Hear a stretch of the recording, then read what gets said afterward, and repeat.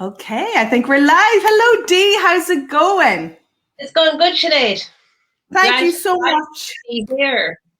Good stuff. Thank you so much for joining me today. It's so cool. I'm just going to check that we're going live okay. Yeah. If my head's down, I'm looking at the phone for the comments and all. We'll see now if are we in there? I'm sure we are. It's always good to check. Yeah, we're there. Fantastic. Good stuff. So, Dee, whereabouts are you? Are you down? Was it Kilkenny you're based? Yeah, I'm on the Kilkenny Tip border. Oh, very good, right? Deep rural Ireland. Yeah. Nice. Yeah, Nice. I love it. Is there loads of trees down there? Loads of trees. I'm in farming land. Don't come from a farming background, so I'm plonked in here. But okay. I love it. Yeah. So I often describe it as muck and gutter, Sinead. So, rainy Ireland. It's often really beautiful to look at. And sometimes there can be strong smells. But you know what? It's really in the earth. So I love it.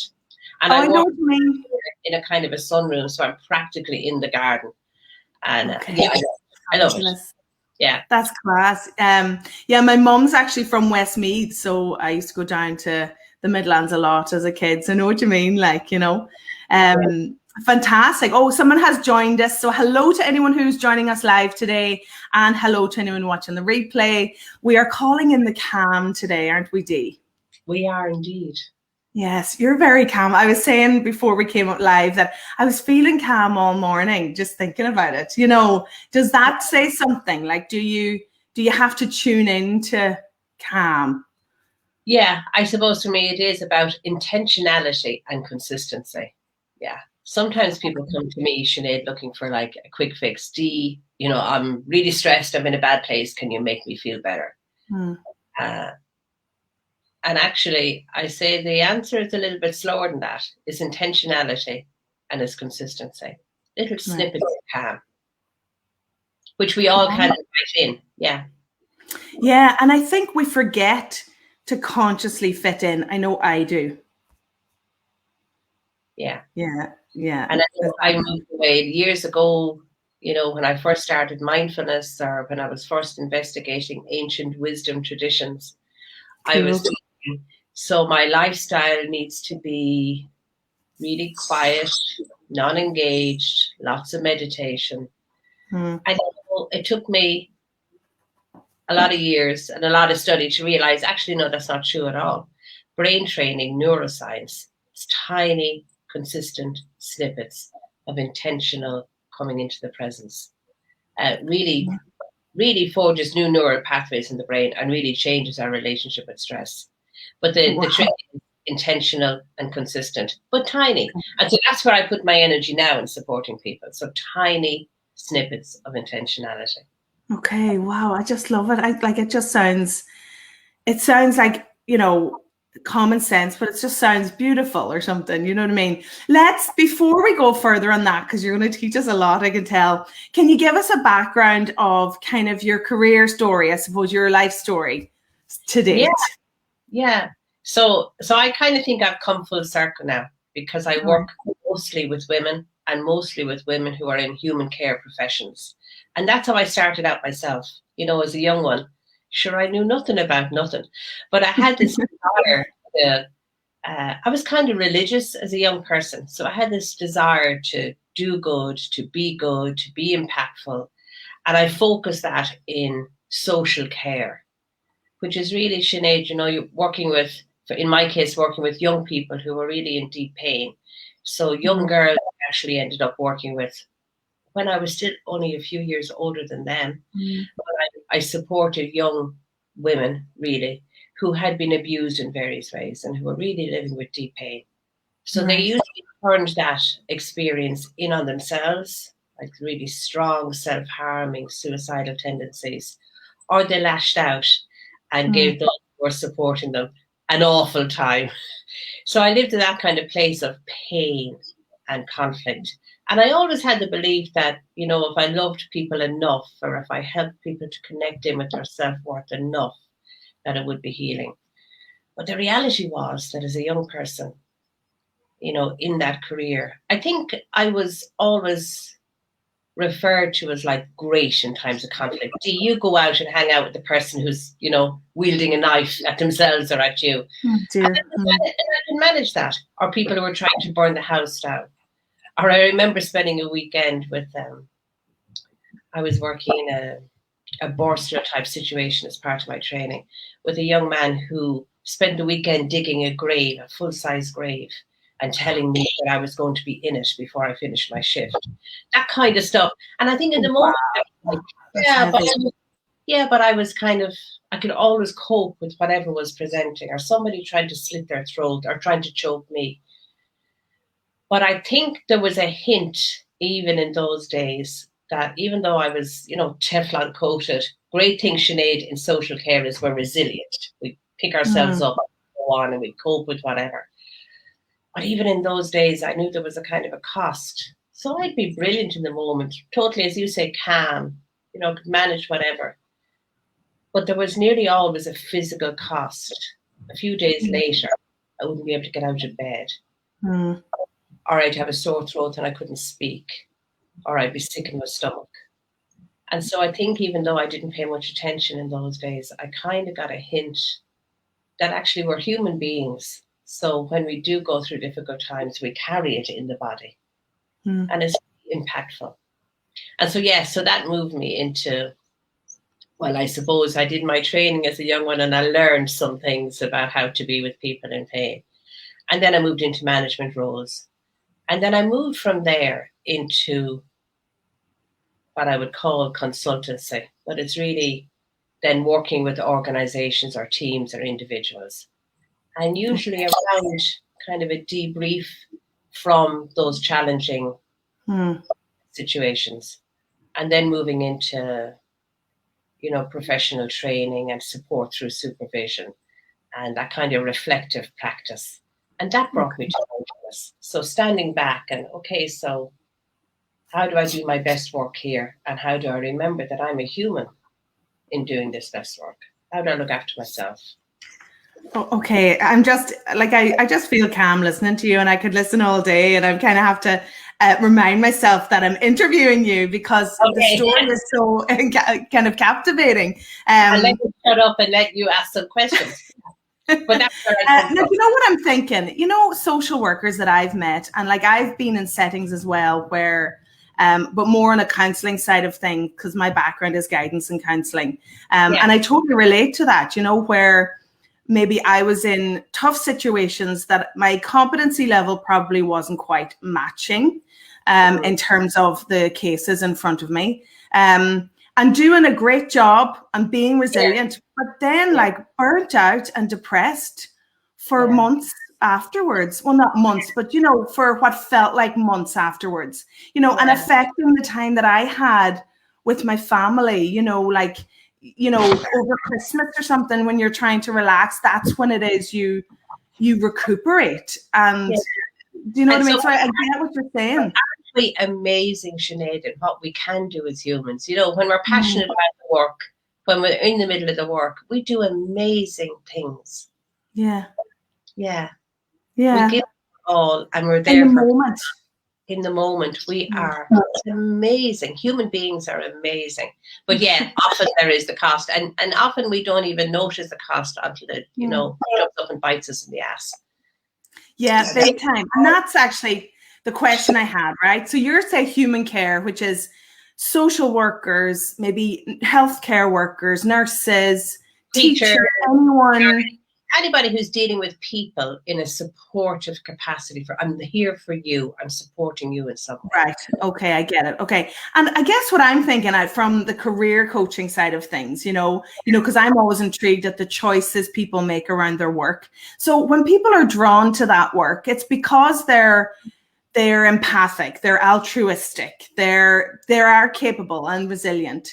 But are those the traits that sometimes are their downfall? I know my lack of boundary around my empathy would have bitten me in the ass, as you said, you know. And I think we know, Sinead, that we're drawn to careers. There's also a selfish need. It's meeting a need in me. I want to be helpful. I want to needed. So it's really interesting. And in a lot of the training I did, it was uncovering that. It was group process work. It was therapy work. So that I understand what's motivating me as well. Yeah, absolutely. Exactly. Me too. I know what you mean. Yeah.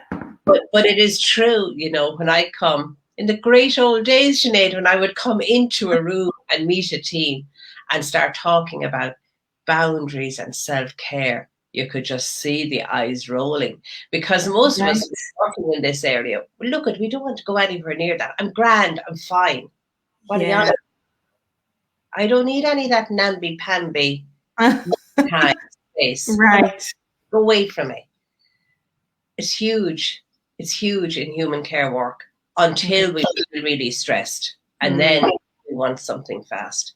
So so I have had great challenges talking about self-care and boundaries, but we know they're fundamental to supporting us as human beings. We can't be always on. We can't be there always for everybody. And to support our long-term well-being, we need boundaries.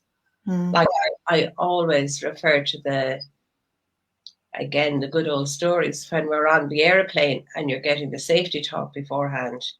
And the steward says, so when the oxygen mask drops down, what do they say, Sinead? What's the Oh, listen, it's one of my favorite phrases, you know, your oxygen mask first. Absolutely. I use that one a lot myself. And I totally agree. Yeah. Actually, it's not intuitive, because when we're strong, when we're resilient, when we're working with people in pain or people in difficulty, our impulse is to put the mask on the other first. And often that's our practice until we find, oh God, I can't breathe anymore. Yeah. It's kind of like the level of selflessness, you know, where there's strength in actually being a bit selfish. The way that there's vulnerability and courage, you know, you need to have the little bit of putting yourself there also, just so that you're useful then. Yeah, it's a balance. It's a balance. Yeah. And it's about resilience. So many of us working in human care, you know, we think of resilience in terms of being Teflon coated. I can stand up and dust it off. Like me as a young one. And I was always figured out to be in the conflict situation or the pain situation, because Dee can handle it. Right. Dee would rock on. But I wasn't really attuned to the fact that I'm a human being, not a machine in those days. Yeah. So I can't actually rock on forever. No, definitely not. And actually, we were talking about this kind of self-care piece yesterday in, you know, the mastermind that I've set up, the Zone of Genius. So, and just we were saying that, like, you know, with times as they are, I think a lot of us have a tendency to keep really, really busy. You know I kind of do it to kind of just distract from what, you know, it's pretty dark out there, you know. Yeah. You know, and then you have to remember that, like, God, you have to look after yourself even while you're keeping busy. I love the way you say that there's these little small snippets of calm that we can call in. So can you teach us what we need to do? Okay. I can. So a lot of my work right now is in supporting people who are experiencing burnout or coming near to burnout. But I want to talk about 5 steps that you can do, even if right now you think, stress, Dee, I don't know what you're on about. I'm at the other end of that. I don't know anything about stress. There are 5 things you can do. Okay. And I'm not going to talk about the obvious things, Sinead, like breathing for a minute, eating good food, good sleep hygiene, exercise as kind of brain training and healing for us. We know all that. And that's all true. That's all helpful. I'm going to talk about 5 other kinds of steps. Okay. And the first one, you're not going to like it, Sinead. I bet nobody watching this is going to like it. The first foundational step in supporting our resilience is surrendering to that which we cannot control. So most of us spend a lot of our energy fighting with what we cannot control. And it's a little bit challenging, but uber simple to say to yourself, well, actually, the COVID story, I don't know when it's going to end. And right now, I'm living with challenges around that. And that's what I'm living. Rather than, oh, maybe the news will be different tomorrow. Maybe I will get to court summer. Well, I'm definitely not going to stay in lockdown beyond May. There's no question. I'm just going to fight this all the way. So I'm generating stress for myself. So surrendering to that which I cannot control. And that could be a poor work situation, which I know is where you work, Sinead, and supporting career choices. It could be a bullying situation. So where do I need to surrender? Once I do that, my brain space opens up and becomes much freer. So that's a foundational building block. Surrender, which I cannot control. And then the second one is knowing how stress shows up. So most of us, John Kabat-Zinn, a great mindfulness teacher, says, look, we don't want to know anything that happens from here on down. We're just in the head of the busyness and getting on with it. Actually taken some time to know how stress shows up. So I have a really simple framework for people to do that. So to be able to answer the questions, 3 questions.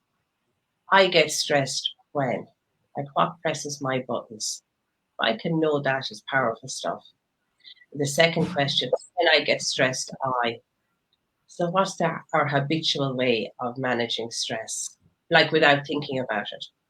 And I can say that some of my habitual ways are the fridge, a glass of vino, and lying on the couch watching Netflix, maybe not for 1 hour, but maybe 4 hours. Like I'm sedating myself, I'm soothing myself. And I know that they're not helpful ways, but they're my habitual ways. So being able to answer that question, so when I get stressed, what do I do? And then the third one is, so how does stress show up in my body? So I know my throat kind of tightens. I know I get tummy problems when I'm feeling stressed. And so having that information is so powerful because instead of reacting from a place of deep stress, I get to know, Dee, you're feeling a bit wound up today. Take it handy. And then I create a bit of space where I can respond a bit more wisely to whatever the challenge is. So they're the 2 foundational things, surrendering to that which I cannot control, and then knowing how stress shows up in my body. Powerful stuff that we can tap into easily enough. Absolutely. That's fantastic. I mean, I'm thinking it's knowledge, isn't it? It's self-knowledge, which is something I talk about an awful lot, and recognizing that's not the same for everyone. One person's stress doesn't look like the other person's stressed, you know? No. That's the whole idea of knowing how it shows up in my body is super powerful stuff. And knowing what I need to surrender to right now. Yeah. Wow. And then before we just go on to the next point, not that I want to break the flow, but I just want to say hello to people who are with us. Wonderful. So Catherine's here. Yeah, Catherine's here. Hi, Catherine. Mary is here. Hi, all. I'm sorry I'm late. Oh, not at all, Mary. It's great to have you here. Liz is here, and she says, very interesting and timely topic. Great talk as always. Well, thanks a million. It's so great to have a few people here with us live. And if you have any questions for Dee, pop them in there, and I'll ask her before the end. So sorry to break your flow there, Dee. I just wanted to connect it in with everyone. I know it's great that people are with us live. Yeah, absolutely. It's fantastic. So where were we? Yeah, so recognizing your unique experience. Yeah. And it being different to everyone else, yeah? Yeah, and Sinead, like you were saying, it's a deliberate step, isn't it? To say, okay, how am I? Taking the deliberate step to notice. So what is it that I'm fighting, surrendering to right now, that I wish to hell I could control? I would love to bring an end to the COVID story. Yeah. And I know I hit a bit of a wall there after Christmas, because before Christmas, all of last year, I was saying, I can do this. I'm flexible. I do what's required of us. But all the while I was kind of telling myself, but after Christmas in spring, you see, I'm going to get back to normal and I'll be going out doing things with groups of people and stuff. And then when it didn't happen, I really hit a wall. So that question of surrendering is really deep and really freeing. And then knowing how stress shows up so that I can begin to notice when I'm feeling really stressed. And then there are 3 other steps. Okay. And these are kind of related, I know that we could talk about let's breathe for a minute. We know about that. We know that in neuroscience, if I actually breathe intentionally and notice my breathing for 1 minute, I change the messaging to my brain and I move myself out of the sympathetic nervous response, the old brain response, where I'm a bit wired, I'm ready to take on the world. Yeah. I can go from there to a calm place with a bit of breathing. But we know that, so I'm not focusing there today. I'm really providing a map of 5 steps within which our exercise is like the 1 minute of breathing. So the other 3 steps are those pauses.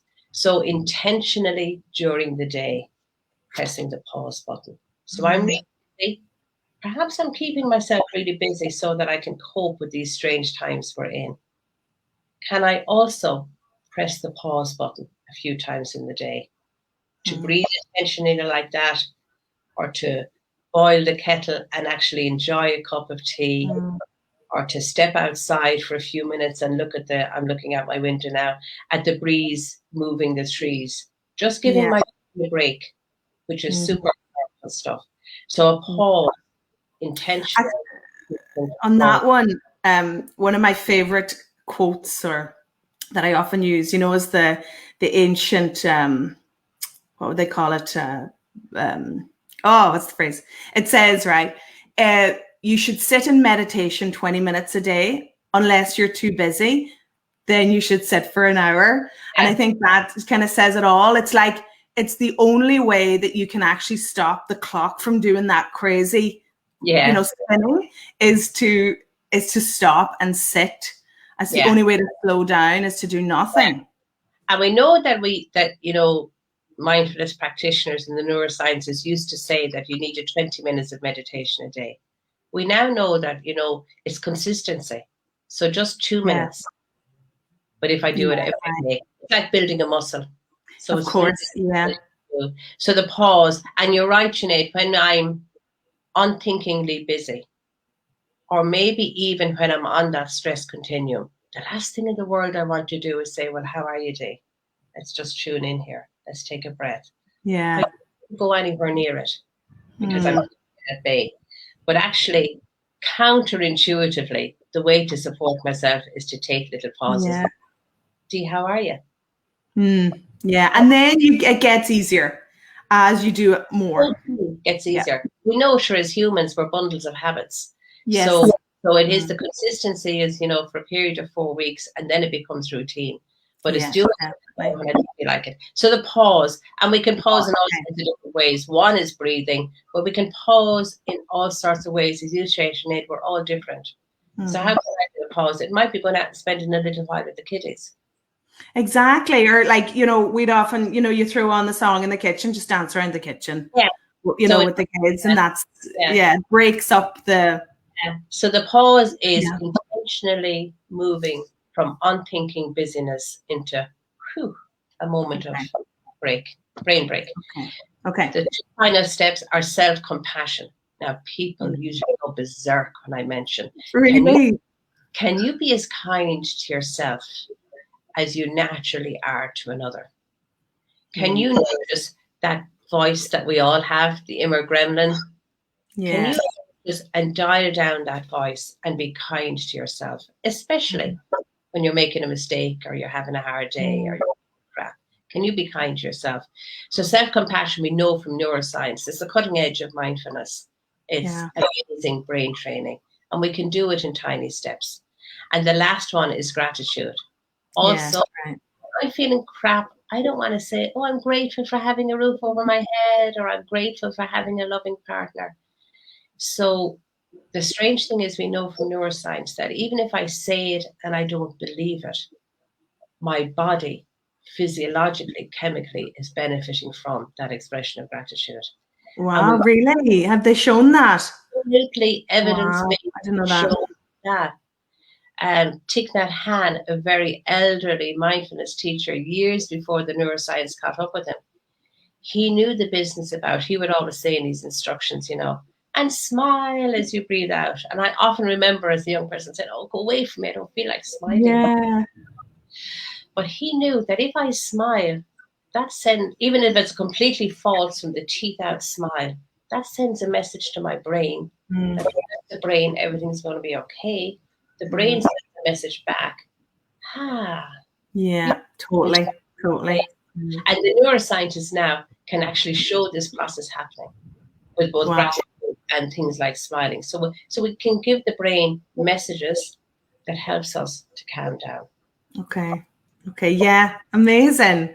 My God, Dee, I could chat to you all day. I'd love to ask you, because we'll have to finish up soon.